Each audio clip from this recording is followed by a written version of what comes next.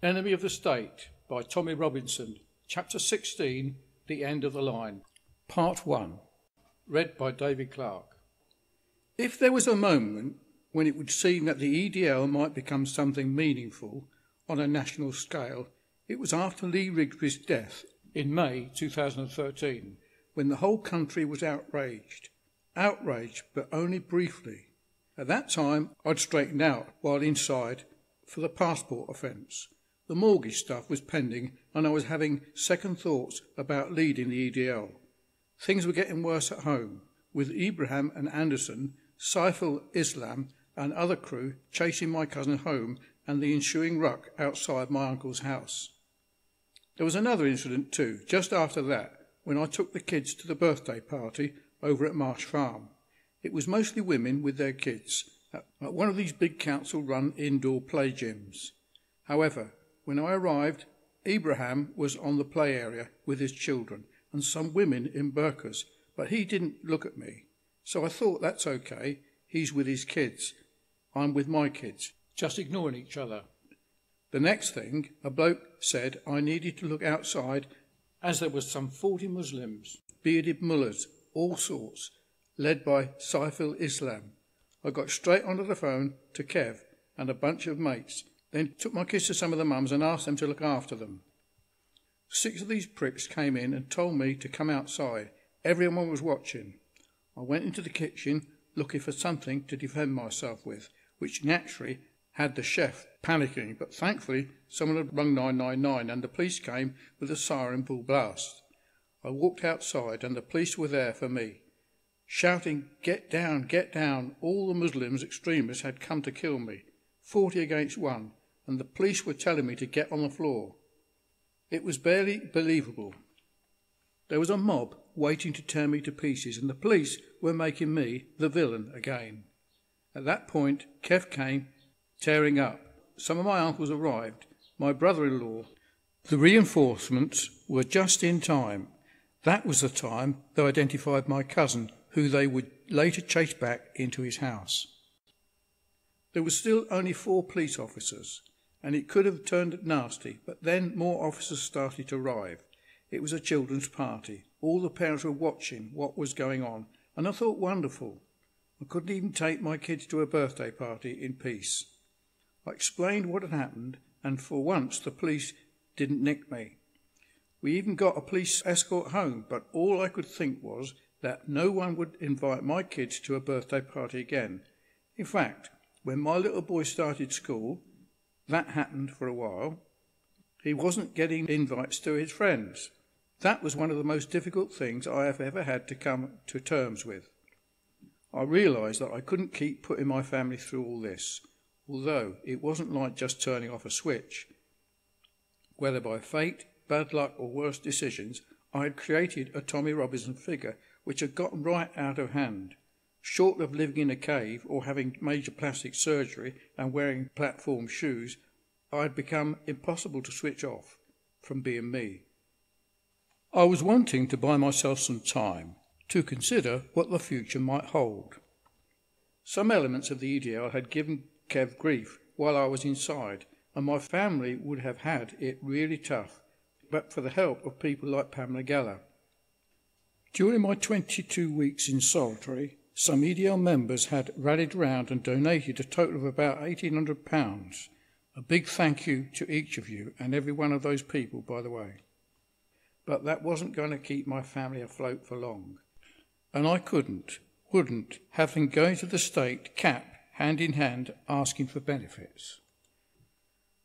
An old pal, Cash, who came to Luton from Jamaica when he was just 11, would be regularly coming round and shove an envelope with £100 in it through the door. It's funny, we have all these immigrant issues now, and Cash, an integrated and hard-working a bloke as you will find, couldn't get a passport to go on holiday with me because of the circumstances of his mum and her big family moving here all of those years ago. The system's worse than useless. But back on the outside, I was feeling both sorry for myself and pissed off with life. Some people had turned on me, some on Kevin, and not one of these people would last a day walking in that bloke's shoes or mine for that matter, although in fairness my shoes might be a bit tight for them. I told EDL people that I needed some time with my family and that I wouldn't be attending demos. It was March 2013 when I got out, and I was asking myself why I continued putting up with all the aggravation. I wondered how I could make it clean break. Regional organisers should have been keeping the extremists out, but while I was inside, they opened the doors again to any idiot who wanted to create strife. In Manchester and Liverpool, the regional leaders had basically welcomed in Northwest infidels with open arms. I just wanted to sort my life out, try to find normal. Kevin and I were talking about how to handle things, while on the 22nd of May, whilst at my little boy's birthday party, I got a call telling me to switch the television on. All the family were there, but I stood and watched what was happening in London, in Woolwich, with an attack on the drummer Lee Rigby, and I just told my wife I'm off. You can imagine how that went down with the family. Not good.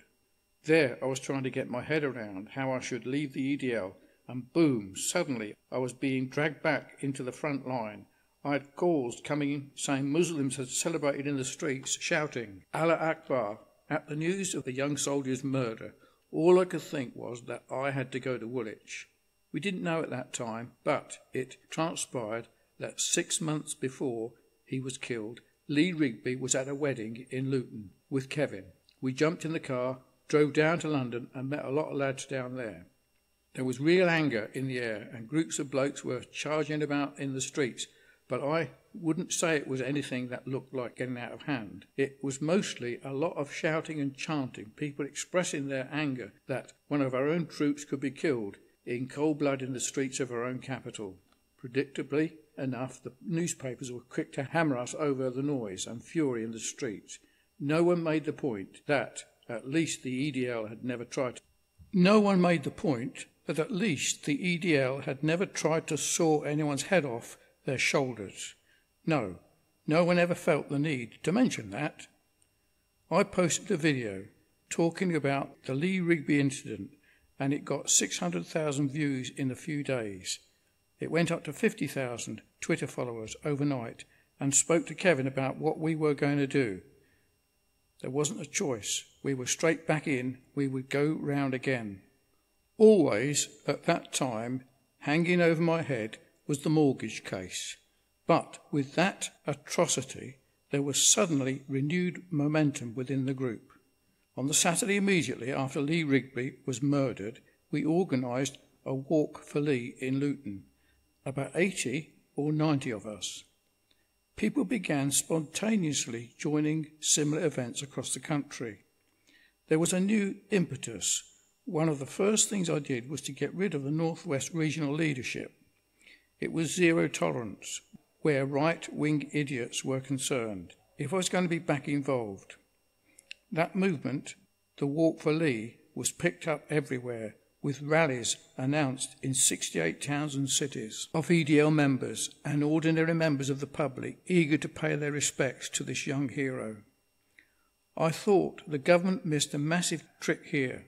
If they were sincere about wanting to tackle Islamic extremism, we all saw what happened in France after the Charlie Hebdo massacre. The French people came together, people and politicians alike.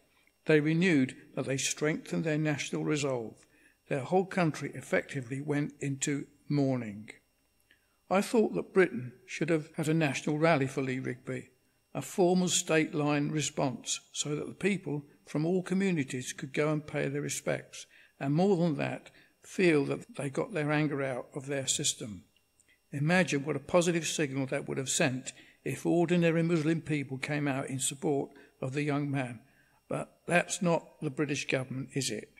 They spent more time mobilising the PR machine, insisting that his killer, Michael Adeboeljo, and Michael Adeboel were lone wolves, Muslim outsiders, as if they'd been dropped here from outer space, as opposed to being radicalised by the BBC darling hate preacher Anjum Chowdhury. The entire political and police effort was concentrated instead on protecting Muslim communities from the possibility of outraged people being pissed off and threatened some form of recrimination. Someone swearing at a woman wearing a full burqa gear, lock him up, throw the book at him, can't tolerate such race hate, tick another box on the police's we're monitoring Muslim race hate agenda. It was an attitude that drew all an embarrassing silence when leeches belonging to another government-funded group exaggerated the number of hate crimes after Lee Rigby's murder. Fayez Mughal, the former Labour MP for Dewsbury, Shahid Malik ran a scheme called Tell Mama, which stands for Measuring Anti-Muslim Attacks, and which milked fortunes from the soft-headed authorities. When Lee Rigby was almost beheaded, these jokers produced all kinds of statistics suggesting that bigoted Britons weren't stopping far short of burning Muslims in the street. Except, it turned out they were made-up figures.